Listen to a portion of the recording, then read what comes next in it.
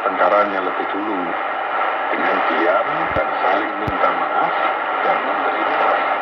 Oh, oke. Kalau tidak bisa menemukan solusi atau jalan keluarnya, lalu bagaimana, Mas?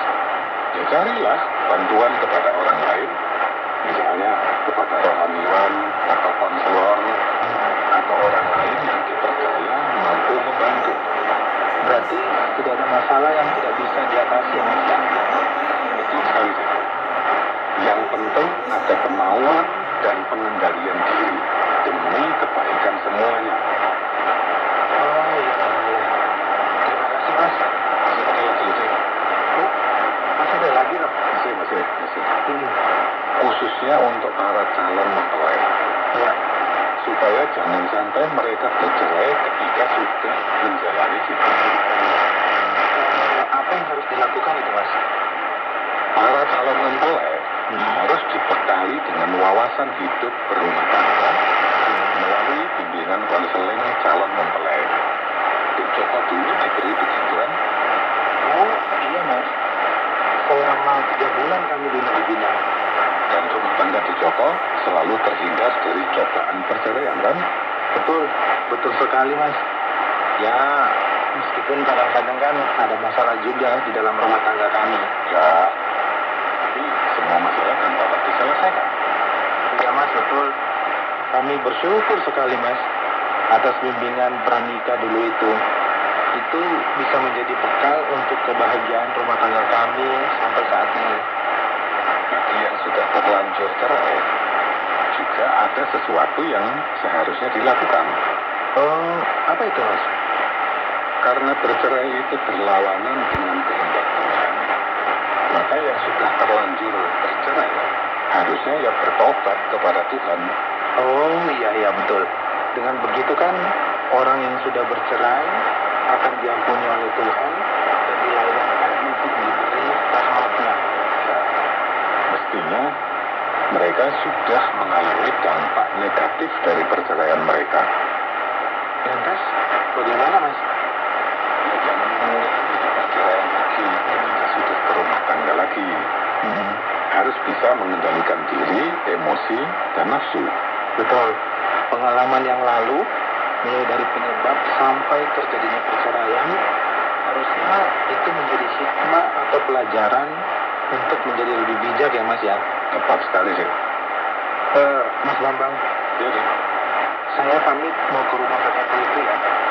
Saya mau bicara dengan dia supaya niatnya untuk bercerai itu bisa dibatalkan, Mas.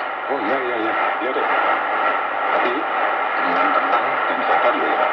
Semoga bisa. Siap, Mas. Terima kasih banyak untuk wawasannya, Mas. Sampai ketemu lagi ya, Mas, ya. Oke, sama-sama. Sampai jumpa lagi.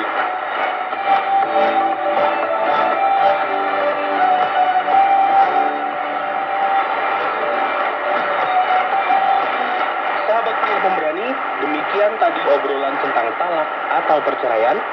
Semoga obrolan yang singkat tadi bermanfaat dan menjadi wawasan untuk diperhatikan supaya menjadi suami yang setia. Pria pemberani terus maju dan berjuang.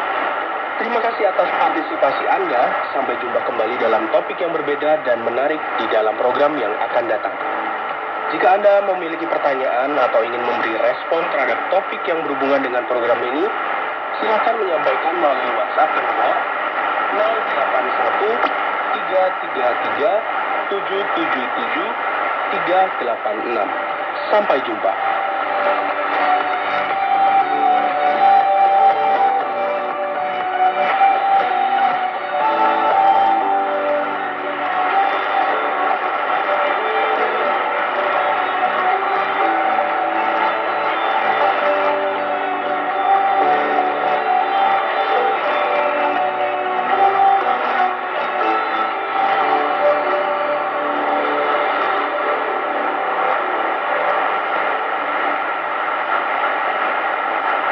Pria pemberani, sampai di sini dulu jumpa kita.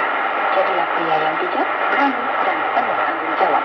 Jangan lupa, program Pria Pemberani akan hadir lagi di ruang dengar Anda minggu depan. Wanita TWR Agana Kuat, sampai jumpa sahabat. Anda masih bersama kami di TWR Agana Kuat pada program 20 mm kHz pukul 17.30 waktu Indonesia bagian Barat. Sesaat lagi, kita akan mendengarkan program Jembatan Hati, sebuah program yang berbicara tentang Allah pencipta dan manusia sebagai umat ciptaannya. Semoga program ini dapat memberkati Anda. Selamat mendengar.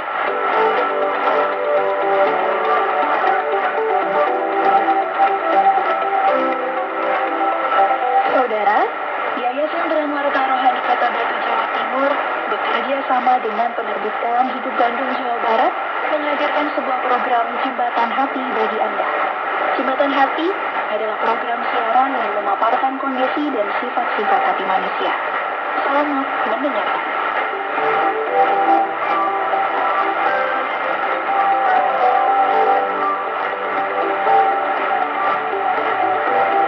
Akhirnya sampai jumpa kita, Pak.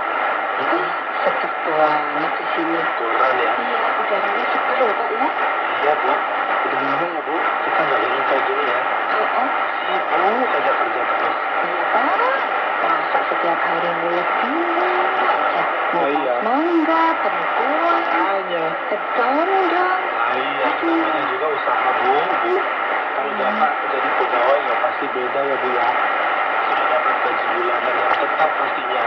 Terus juga Bapak dapat tunjangan jabatan, belum lagi yang namanya tunjangan komunikasi, perumahan, tunjangan transportasi. Wah, banyak deh, Bu, pokoknya. Pak, bisa ditanding-tandingkan. Kita udah kayak gini aja udah mengucap syukur kok, Pak.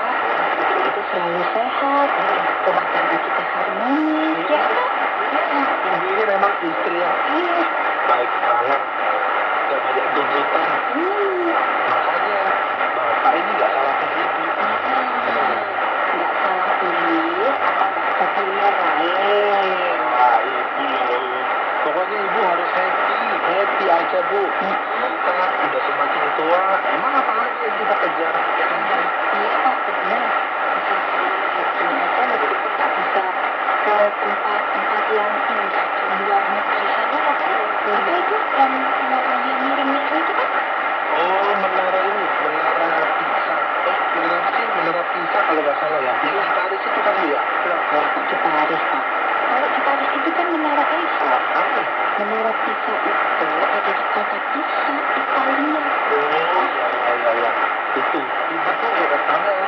Pengetahuannya tuh luar biasa kalau Ibu ini. Kalau ibu bukan hebat, Pak. Kadang-kadang ibu itu khayal. Kapan gitu bisa ke sana gitu loh, Pak. Menara Eiffel di Paris. Padahal ibu cuma lihat di YouTube aja.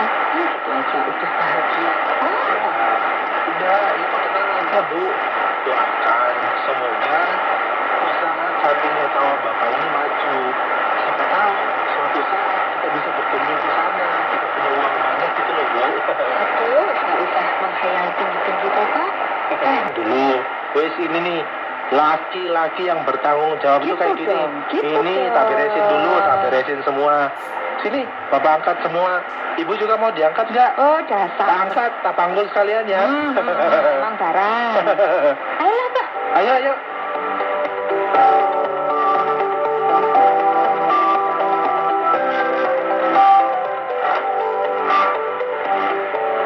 Saudara, terima kasih sudah mendengarkan program Jembatan Hati. Program ini dipersembahkan atas kerjasama Yayasan Branwarta Rohani Kota Batu, Jawa Timur dan penerbit Kalam Hidup Bandung, Jawa Barat. Apabila ada pertanyaan dan saran, silahkan kirimkan ke SMS atau WhatsApp ke nomor 081 333 777 386. Anda juga dapat mengakses penerbit Kalam Hidup melalui website di www.kalamhidup.com. Sampai jumpa.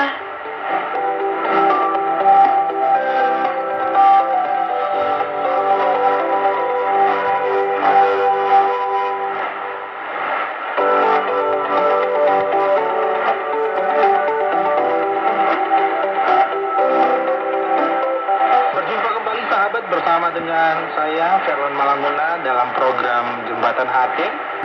Dan di program Jembatan Hati kali ini ada topik yang akan saya bagikan buat sahabat semuanya, yaitu korban yang agung. Mari kita simak bersama-sama.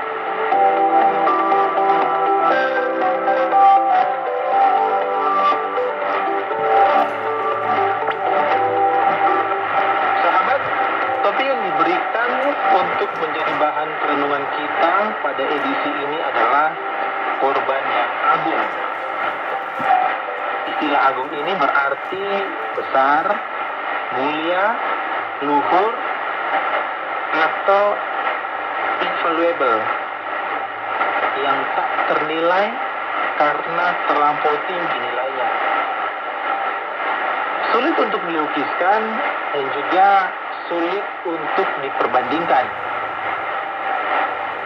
Sedangkan kata korban menurut Kamus Besar Bahasa Indonesia berarti suatu pemberian yang tulus dalam bentuk apa saja yang sangat bernilai untuk menyatakan bakti diri atau merupakan wujud bakti seseorang yang diserahkannya demi suatu pihak yang sangat dihormati atau dicintainya. Korban juga merupakan bukti kesetiaan seseorang kepada orang atau pihak yang dihormati atau dicintainya itu. Apa yang diserahkan dengan tulus itu memang dikorbankannya siapa yang dihormati dan dicintainya. Sebagai contoh, seorang anak menjual segala miliknya demi pengobatan orang tuanya yang sudah menderita sakit bertahun-tahun, atau juga bisa jadi sebaliknya. Nah, dalam KBBI, kata korban ini juga disamakan dengan kata kurban. Namun, kata kurban dikhususkan dalam arti persembahan kepada Tuhan yang disembah. Suatu persembahan yang dapat berupa hewan atau benda-benda berharga lainnya. Misalnya, persembahan kepada Tuhan. Seseorang secara tetap memberikan 25% dari seluruh pendapatan bersihnya untuk membiayai suatu pelayanan keagamaan. Dengan pengertian, ia memberi persembahan kepada Tuhan. Jadi, dalam pengertian ini, korban adalah akibat atau hasil dari perbuatan yang disengaja atau dipilih untuk dilakukan sebagai suatu kebaikan, kebenaran, atau persembahan yang pada dasarnya didorong oleh rasa hormat, rasa cinta, dan kesetiaan. Nah, di sini seseorang dapat dengan tulus dan ikhlas mengorbankan hartanya, waktunya, tenaganya, kesenangannya, bahkan juga tubuh dan jiwanya demi kebutuhan, keselamatan, dan kebahagiaan pihak lain yang sangat dihormati dan dicintainya, atau juga demi kemuliaan Tuhan yang disembahnya. Sahabat, selain itu, menurut KBBI, kata korban juga berarti orang atau binatang atau makhluk hidup lainnya yang menderita atau mati akibat suatu kejadian atau suatu perbuatan jahat yang dengan sengaja atau tidak sengaja dilakukan oleh orang lain, atau mungkin karena bencana alam, atau karena suatu peristiwa yang tidak terduga. Misalnya, ribuan rumah roboh dan hancur berantakan akibat gempa bumi. Sejumlah orang, hewan, dan tumbuh-tumbuhan yang hanyut akibat tsunami.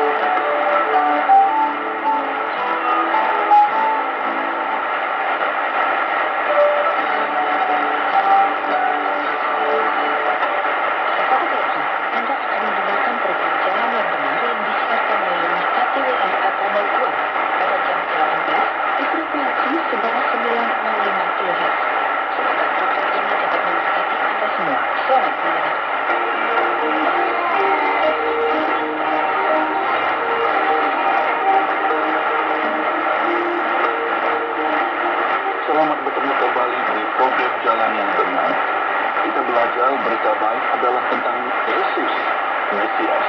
Yesus adalah penyelamat yang datang ke dunia untuk membebaskan anak-anak Adam daripada kawalan syaitan, juru selamat atau penebus kita. Dia adalah firman bersama Allah yang muncul di bumi dalam bentuk manusia. Dia dilahirkan daripada seorang darah melalui roh Allah. Dia dilahirkan dengan sifat suci.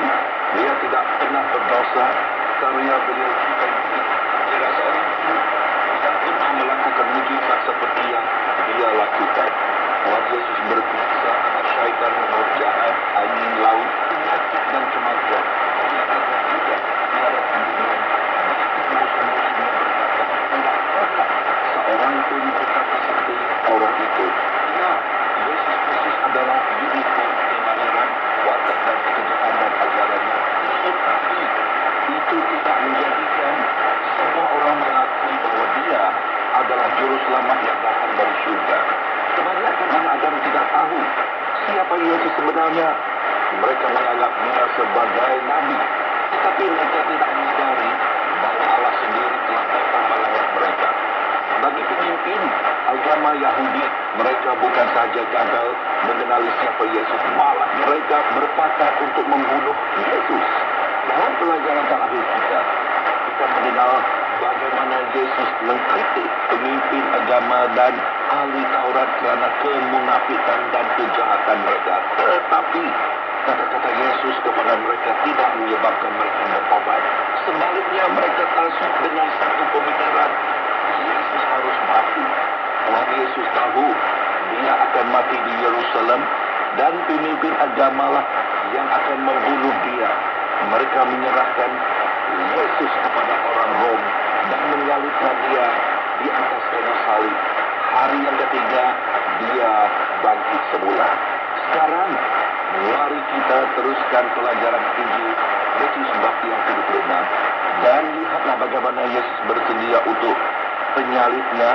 Firman Allah berkata, setelah selesai Yesus menyampaikan semua ini, dia pun berkata kepada murid-muridnya, kamu tahu bahwa 2 hari lagi perayaan Paskah dan anak manusia akan diserahkan untuk disalib.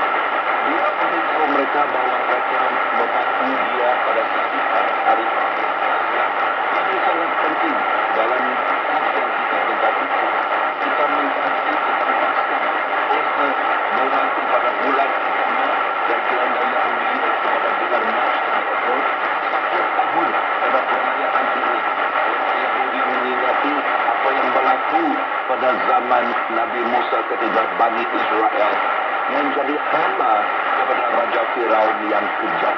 Pada masa itu Allah menghukum mati setiap anak sulung lelaki Mesir, tetapi Allah menyediakan jalan keluar bagi mereka yang percaya dan taat kepadanya.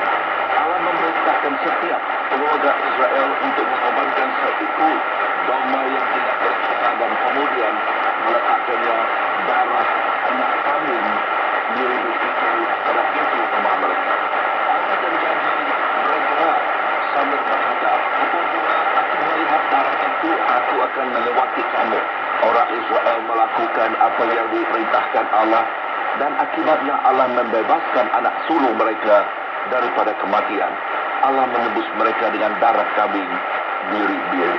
Selama 1500 tahun, orang Yahudi mengorbankan kambing biri-biri setiap tahun semasa perayaan Paskah untuk mengingati bagaimana Allah menyelamatkan mereka daripada kematian yang menimpa tanah Mesir. Tetapi Allah tidak mahu mereka hanya melihat ke belakang dan mengingati apa yang telah berlaku melalui anak kambing biri-biri sebagai korban. Allah mahu mereka menunggu dengan gembira dan menjangkakan hari apabila Mesias menumpahkan darahnya di atas kayu salib. Mesias akan menyelamatkan orang berdosa daripada kematian bencana yang lebih teruk, yaitu api yang kekal di neraka. Kemudian penebus di kayu salib adalah pengorbanan terakhir dan sempurna yang diperlukan oleh hukum Allah yang benar.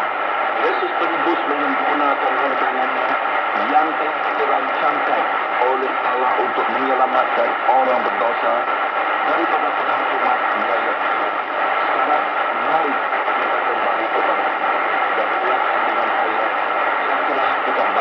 1:26. Setelah selesai Yesus menyampaikan semua ini, dia pun berkata kepada murid-muridnya, "Kamu tahu bahwa 2 hari lagi perayaan Paskah menjelang Anak Manusia akan diserah untuk disalib?" Ketua-ketua imam, ahli Taurat dan tua-tua berhimpun di istana imam besar yang bernama Kayafas.